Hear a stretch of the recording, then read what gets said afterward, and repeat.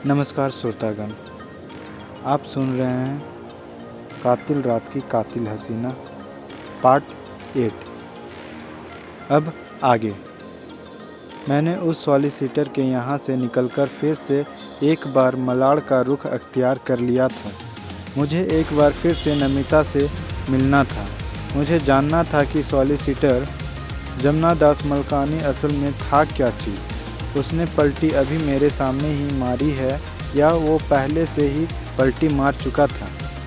नमिता का मेरे सामने वसीयत के बारे में झूठ बोलने का और उस झूठ की पुष्टि के लिए मलकानी के पास भेजने का कोई औचित्य नहीं हो सकता था। अगर नमिता ने प्लान करके वहाँ भेजा होता तो फिर मलकानी वसीयत की शर्तों से पलटता नहीं और ना ही मुझे वसीयत दिखाने से इनकार कर सकता था। चैबूर से मलाड़ तक पहुंचने में मुझे अभी करीब 1.5 घंटा लगना था और इस दरमियान मेरे पास सोचने के लिए काफ़ी वक्त था। लेकिन मलकानी के बारे में तो मेरे पास सोचने के लिए ज़्यादा कुछ नहीं था। अब तो उसके बारे में मुझे कुछ बता सकती थी तो वो सिर्फ नमिता ही थी। ये मेरा परम सौभाग्य होने वाला था कि मैं उस परम सुंदरी का एक ही दिन में 2 बार साक्षात दर्शन करने वाला था। पता नहीं भगवान भी इतनी सुंदर महिलाओं और लड़कियों को ही इतनी मुसीबत में क्यों फंसाता है, या फिर सारी मुसीबत ज़दा हसीनाओं की मुसीबत को दूर करने का वरदान ऊपर वाले ने आपके इस सेवक को ही बख्शा हुआ था।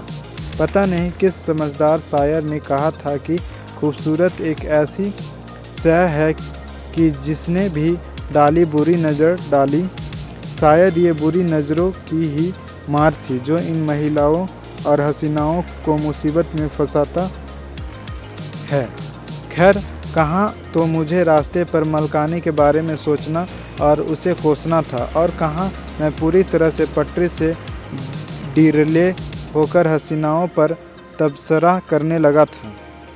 लेकिन राहत की बात यह थी कि मैं इस वक्त नमिता आप्टे के उस आलीशान घर की दहलीज पर खड़ा होकर फिर से उसके दरवाजे पर लगे जहांगीर घंटे को बजा रहा था।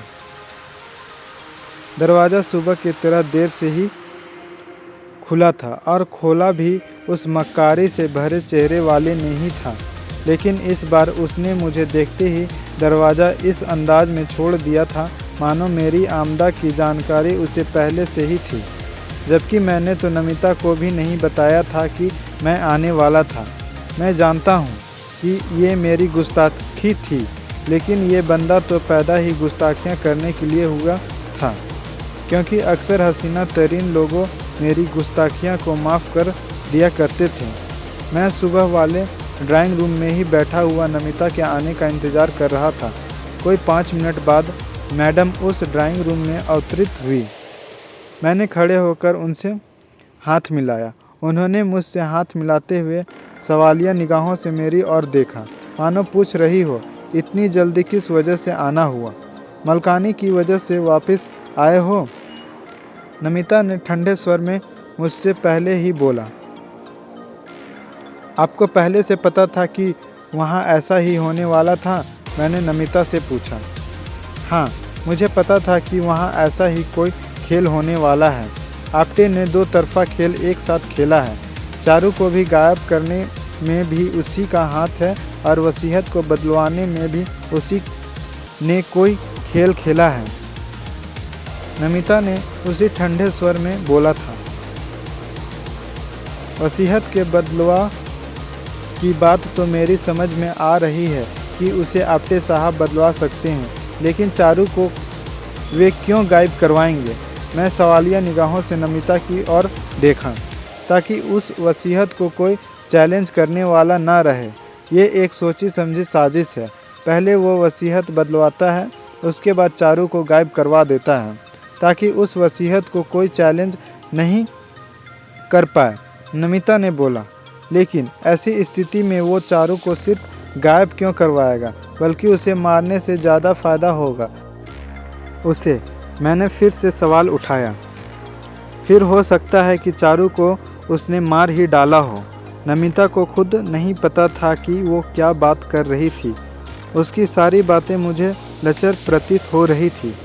नमिता जी, अगर आपटे साहब ने उसे मारा होता तो वो मुझे दिल्ली से इतना खर्चा करके उसे ढूंढने के लिए यहाँ क्यों बुलाते?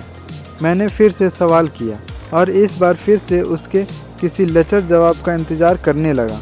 वो बहुत शातिर आदमी है अनुज। वो तुम्हें वही फिल्म दिखाएगा जो वो तुम्हें दिखाना चाहता है। वो तुमसे ही उसकी लाश को बरामद करवाएगा ताकि तुम पुलिस के सामने गवाही दे सको कि आपटे साहब तो इतने नेक दिल इंसान हैं कि उन्होंने तो मुझे दिल्ली से अपनी बेटी को ढूंढने के लिए बुलाया। ये बोलकर उसने अपनी ताकती निगाहों मेरे ऊपर जमा दी। इस बार उसका जवाब लचर नहीं था। इस बार उसके जवाब ने मुझे भी संशय में डाल दिया था। यह सिर्फ आपको इस वजह से लगता है कि क्योंकि आपका उनके साथ तलाक होने वाला है। मैंने फिर भी उनकी बात पर अभी विश्वास नहीं किया था। मैं भुक्तभोगी हूँ अनुज। उसने एक बार मेरी भी जान लेने की कोशिश की थी, लेकिन वो इतना ताकतवर इंसान है कि मैं सिद्ध ही नहीं कर पाई कि उसने मेरी जान लेने की कोशिश की थी। उल्टा उसमें मुझे ही मानसिक रूप से विक्षिप्त घोषित करवा दिया था, जिसमें गवाही उनकी उन रखेलों ने दी थी जो उसके घर में नौकर बन कर रह रही है। मैं 2 महीने मानसिक रोगियों के अस्पताल में रहकर आई हूँ। उसके बाद से मैं यहीं रह रही हूँ। नमिता ने ये बोलकर सुनी निगाहों से मेरी ओर देखा।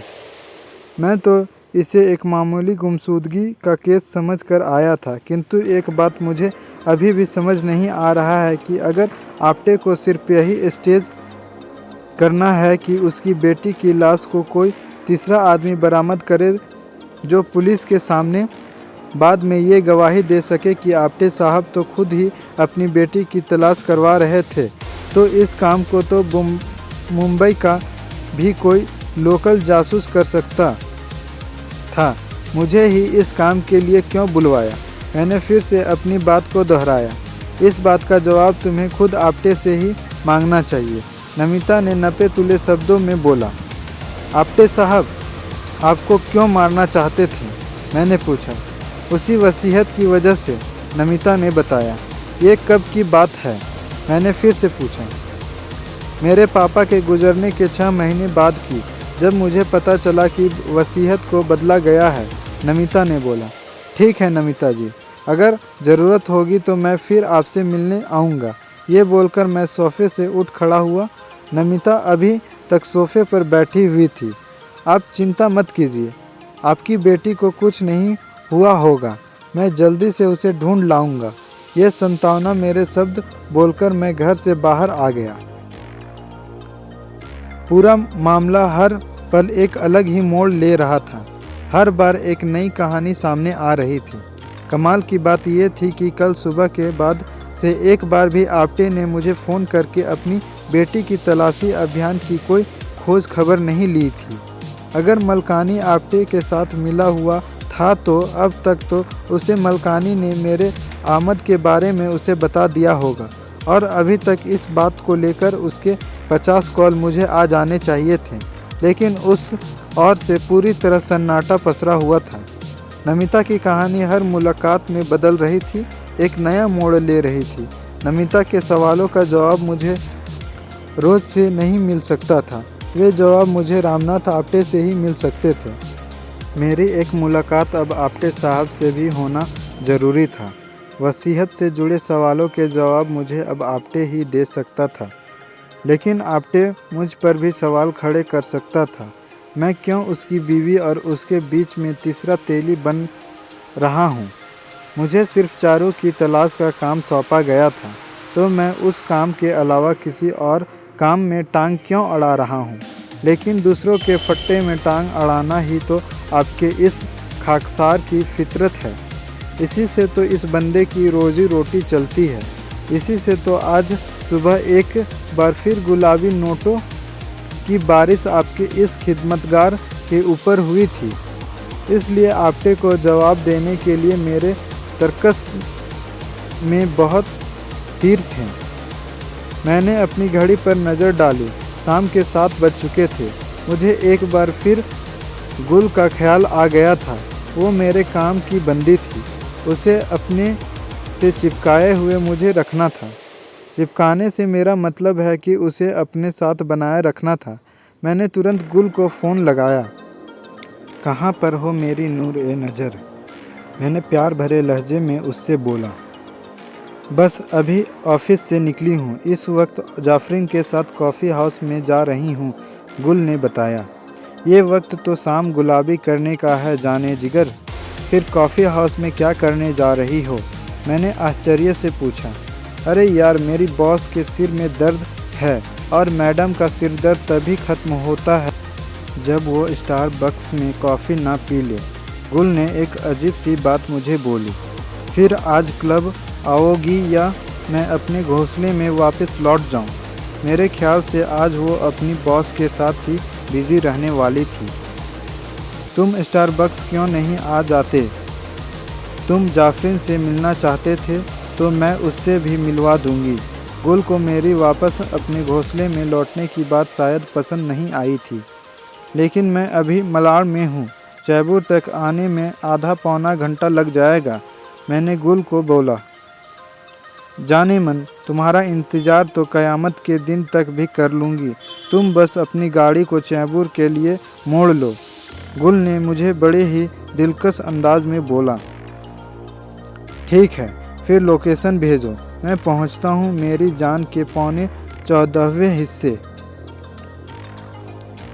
मैंने गुल को बोला तो गुल की खनखनाती हुई हंसी मेरे कानों में पड़ी। यहाँ आ जाओ, फिर इसका मतलब पूछेगी, ये 14वें हिस्सा कौन सा है? गुल ये बोलकर एक बार फिर खिलखिलाई और उसने फ़ोन काट दिया। आपके खाकसार ने बकलोली करते हुए ही गाड़ी को चैबूर की राहों में दौड़ा दिया। जाफरीन को पहचानने में मुझे एक पल भी देरी नहीं लगी। इंस्टा और एक एफबी पर हर तीसरी फ़ोटो में ये चारों के साथ थी। बंदी के रहन सहन और व्यवहार से उसकी पैसों वाली होने की नज़ाकत झलक रही थी। गुल ने मेरा परिचय जाफरीन से करवाया। ये अनुज है, ये भी कल क्रूज़ पर हमारे साथ जाएगा जाफरीन। गुल के ये बोलते ही जाफरीन ने मेरी ओर ध्यान से देखा। मतलब कल की रात काफ़ी रंगीन होने वाली है, जाफरीन ने बिना किसी लाग लपेट के बोला। मैंने सुना है कि क्रूज़ की रात तो वैसे भी बहुत रंगीन होती है, मैंने जाफरीन की तरफ देखते हुए बोला। हाँ, क्रूज़ की रात रंगीन भी होती है और नशीली भी, इस बार जवाब गुल ने दिया था। वैसे आपका चेहरा मुझे काफ़ी जाना पहचाना लग रहा है, आप शायद मेरी किसी इंस्टा फ्रेंड की फ्रेंड हो। मैंने अब जाफरीन से अपनी पहचान का दायरा बढ़ाना चाहा। जी, इंस्टा पर तो मैं हज़ारों लोगों की फ्रेंड हूँ, आप किस फ्रेंड की बात कर रहे हो? जाफरीन ने दिलचस्पी से पूछा। 1 मिनट में देखकर बताता हूँ, ये बोलकर मैंने इंस्टा खोलकर उसमें चारों की प्रोफाइल उसके सामने ओपन कर दी। चारों की प्रोफाइल पर नज़र पड़ते ही उसके चेहरे की बेचैनी मेरी निगाहों से छुप नहीं सकी थी। यह सिर्फ आपकी इंस्टा फ्रेंड है या और भी कुछ जानकारी है इससे? जाफरीन ने चारों की प्रोफाइल पर ही नज़र जमाते हुए बोला। अरे ये तो इसकी गर्लफ्रेंड है, लगता है इन दोनों ने अभी तक अपना रिलेशन सीक्रेट रखा हुआ है। तभी गुल ने दखल अंदाजी की। नहीं, जहाँ तक मेरी जानकारी है उसका कोई बॉयफ्रेंड नहीं है, वो तो ऐसे लफड़ों से दूर रहती है। जाफरीन ने मेरी ओर देखते हुए मेरे चेहरे पर सच पढ़ना चाहा।